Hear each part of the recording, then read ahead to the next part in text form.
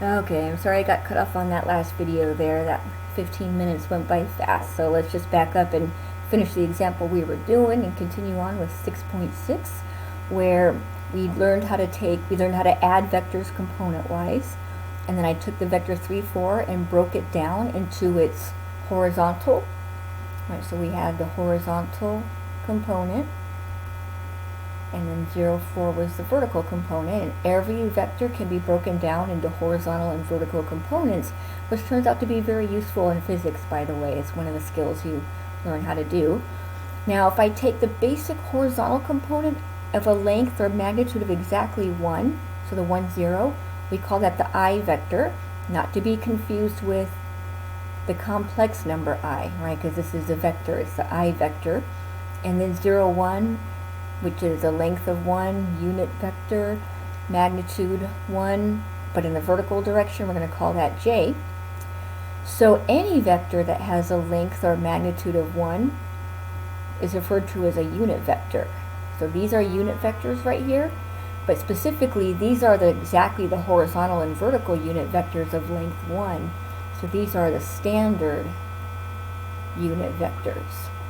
Now it turns out not only can every vector be broken down into horizontal and vertical components, every vector can also be represented as a sum of these standard unit vectors. So that vector 3, 4 that we are working with, well, if I broke it down to 3, 0, you see how that's exactly 3 times the I vector? So I could write that as 3I plus, and then 0, 4 is exactly the J vector scaled by 4, so it would be plus 4J. So every single vector can be represented in this bracket form or in this IJ form. And basically both forms are pretty equally used throughout the chapter, so we're just going to get used to both forms there.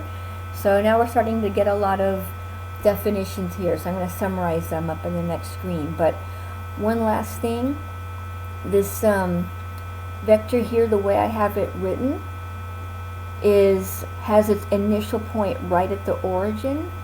So if it has initial point right at the origin, this is called a position vector. Okay, so vectors, as long as they have the same magnitude and direction, they're considered equal. So if I started, say, over here, and went right 3, up 4, and drew this vector, it has exactly the same direction and magnitude as the blue one. So they're considered equal even though they're in different locations. The only thing that matters is whether they're the same direction and same magnitude. So I could name these to be the same vector, V. But the one whose initial point is at the origin is considered to be the position vector.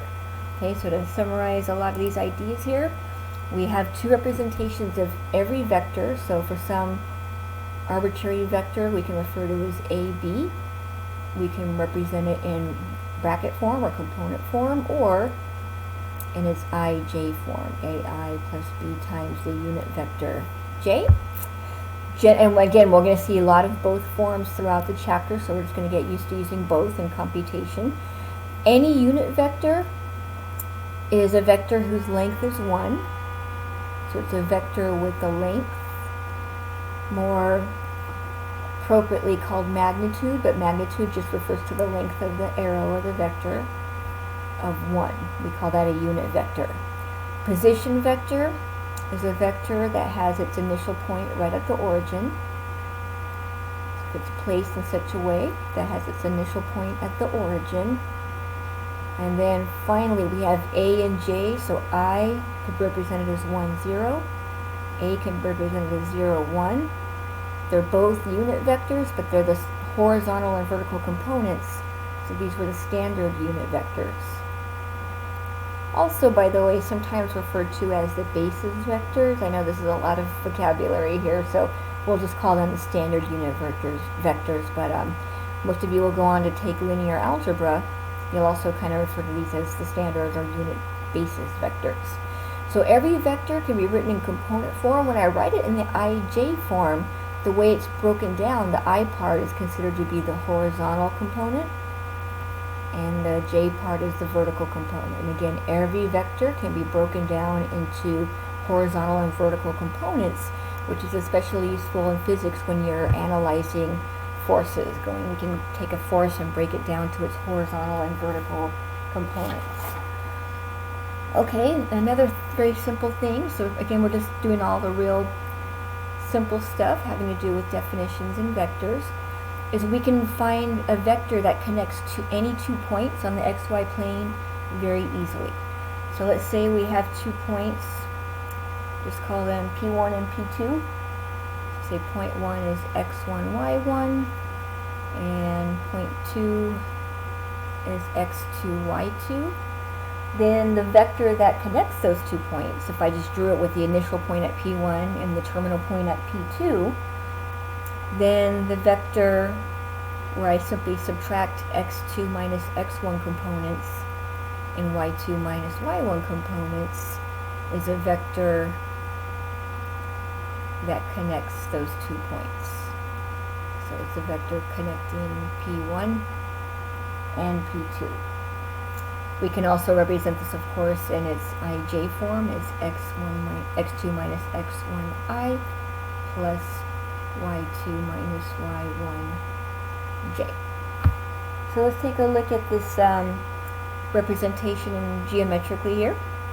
So back to this kind of mess I have going on. So I'm just going to go ahead and clear everything I've got here. And let's take a look at the points. Let's do this in blue here.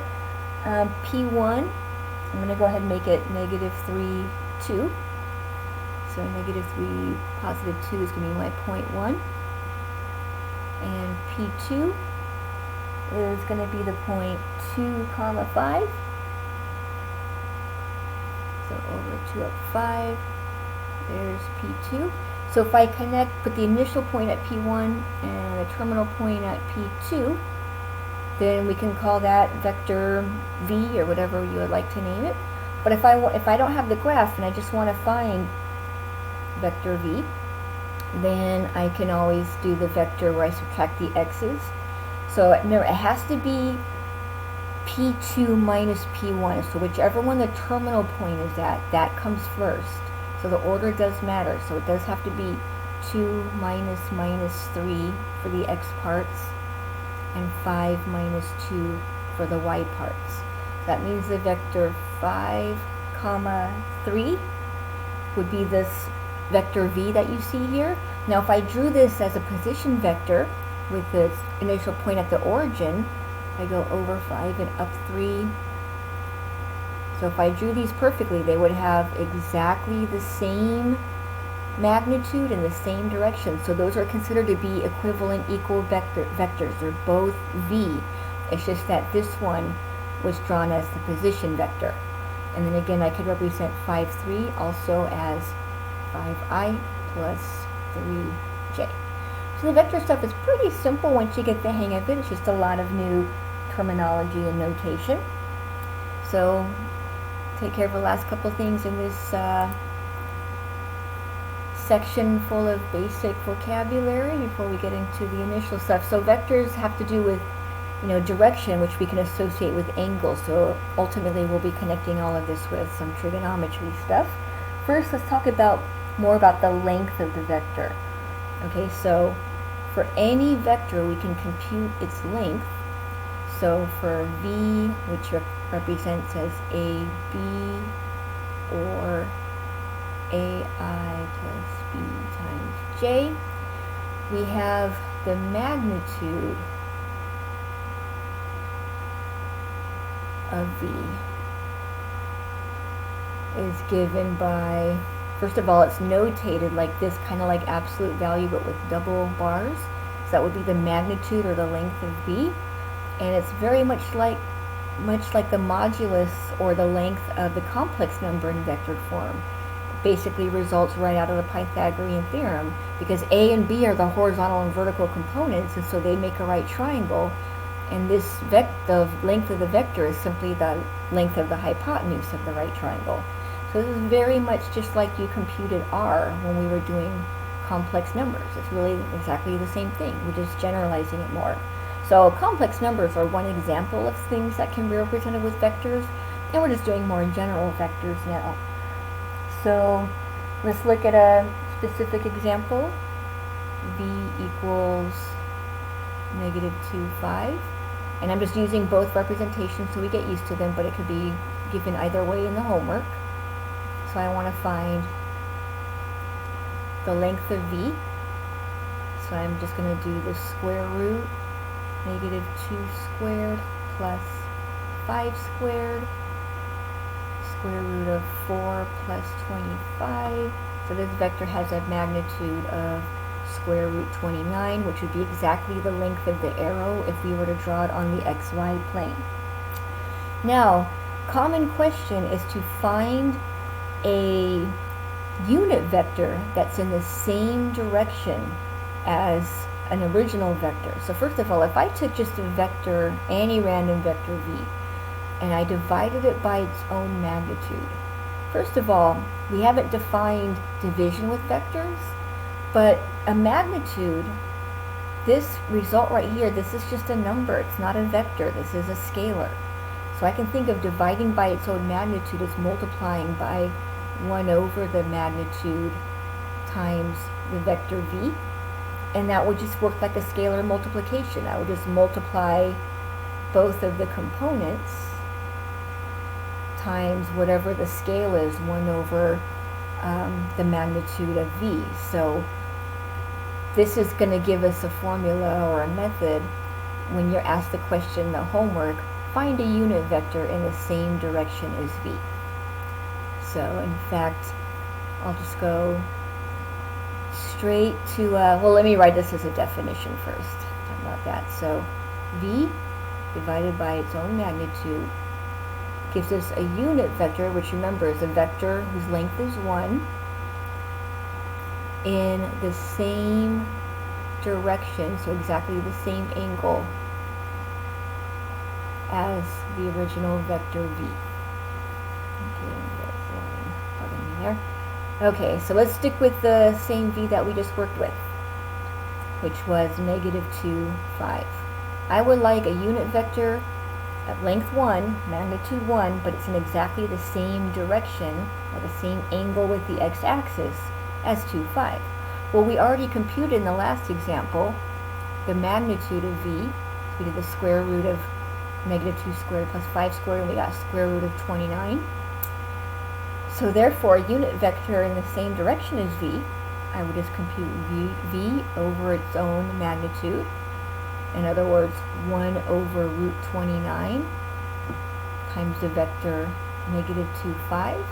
And remember, this is a scalar multiplication, so I'm simply going to multiply the scalar, 1 over root 29, times each component. That's going to give me -2 over root 29 and 5 over root 29. Often, it's okay to leave it unrationalized. If they're going to be picky about it, of course, we can rationalize these properly. So it'd be -2 root 29 over 29, 5 root 29. Alright, so both of these represent vectors. If you computed the magnitude of these, it would be a little messy, but it would turn out to be a magnitude of exactly 1, so you can check it that way. And most of them will look messy like that because they involve the Pythagorean theorem, so most of the time the magnitudes are going to be an irrational number. Okay, so this is how we find the unit vector in the same direction as the vector v. Now, one thing I have not addressed yet in the basics section, and this is going to wrap up section 6.6, is the actual direction angle. So once we place it on the xy plane, and we place it as a position vector with its initial point at the origin, then it's going to make a certain angle with the x-axis, which we're going to refer to as a direction angle. And there's ways of computing the direction angle and expressing a vector in terms of its direction angle, and that's really probably the more difficult problems in this section. The one we just did, by the way, unit vector in the same direction as v, you'll find these in problems 28 through 31 in the My Math Lab homework for section 6.6. So I'll wrap it up in the next video having to do with direction.